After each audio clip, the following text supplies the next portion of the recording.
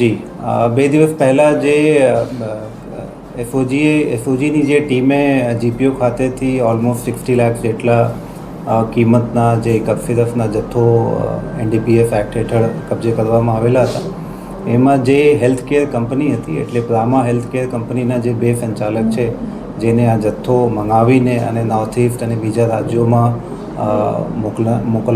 મોકલવાની તૈયારીમાં હતા, એના વિરુદ્ધ એને અરેસ્ટ કરવામાં આવેલા છે. અને આ બંને જણા આ કંપનીના પાર્ટનરશિપમાં એનું નામ છે અને હાલ એની ઉપર આગળની ઇન્વેસ્ટિગેશન ચાલુ છે. સર, આની ફેક્ટરીમાં મેન્યુફેક્ચરિંગ થતું હતું કે આ બીજી જગ્યાની લાઈને એ લોકો સપ્લાય કરતા હતા? નહીં, એ બેસિકલી આપને કહી શકાય હોલસેલ જેવા એના ડિસ્ટ્રીબ્યુશનના બેસિકલી સપ્લાય ચેન હતી.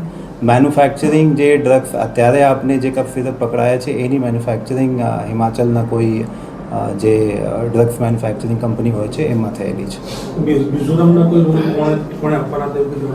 જે એમાંથી કેટલાક જે કબસિરફની બોટલ્સ છે એ મિઝોરમ ખાતે મોકલવાના હતા એવા આપને પ્રાથમિક જે ઇન્વોઇસીસ મળ્યા છે, જે ડોક્યુમેન્ટ્સ મળ્યા છે એના ઉપરથી ખ્યાલ આવે છે.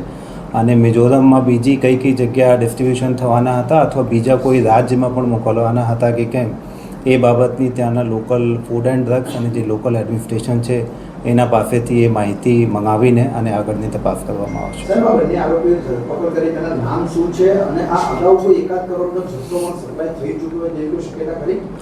આ બંને જે આરોપી પકડાયા છે એમાં એક હિરેન પટેલ કરીને છે, બીજો એક પાર્શ વોરા કરીને છે. અને પાસ્ટમાં એના તરફથી કોઈ એવો જથ્થો કોઈ જગ્યા મોકલવામાં આવ્યા છે કે કેમ, એ એના ઓફિસના જે આપણે સર્ચ કરીને જે ડોક્યુમેન્ટ્સ વગેરે કલેક્ટ કરવામાં આવેલા છે એના ઉપરથી હાલ આ એંગલ ઉપર પણ તપાસ ચાલુ છે. અને પાસ્ટમાં જો એવા કોઈ કન્સાઇનમેન્ટ ઓલરેડી મોકલવામાં આવેલા હોય તો એના ઉપર પણ એ જ પ્રમાણે કાર્યવાહી કરવામાં આવશે. કલોલની આસ્કા કંપનીમાંથી આ લોકો આ માલ લાવતા હોવાની વાત છે. ત્યાં કોઈ તપાસ થઈ તો ત્યાંથી કેટલો માલ પરચેસ કર્યો તો એવી કોઈ વિગત સામે આવી? હાલ એ પ્રથમ દૃષ્ટિએ એની પાસ્ટ હિસ્ટ્રી ત્યાંથી લેવાની હતી એ ખ્યાલમાં આવે છે, પણ જે પ્રમાણે મેં વાત કરી અત્યારના જે જથ્થો છે એ હિમાચલમાં મેન્યુફેક્ચર થયેલા જથ્થા છે. અને પાસ્ટમાં એના જે પણ ટ્રાન્ઝેક્શન કોઈ પણ કંપની સાથે કરવામાં આવેલા હોય અને એની જે ડેસ્ટિનેશન હોય ઇલીગલ તરીકે મોકલવામાં આવતા હોય એવું ધ્યાન ઉપર આવે, ઇન્વેસ્ટિગેશનમાં નીકળે તો એના ઉપર પણ આગળની કાર્યવાહી સખ્તાઈથી કરવામાં આવશે.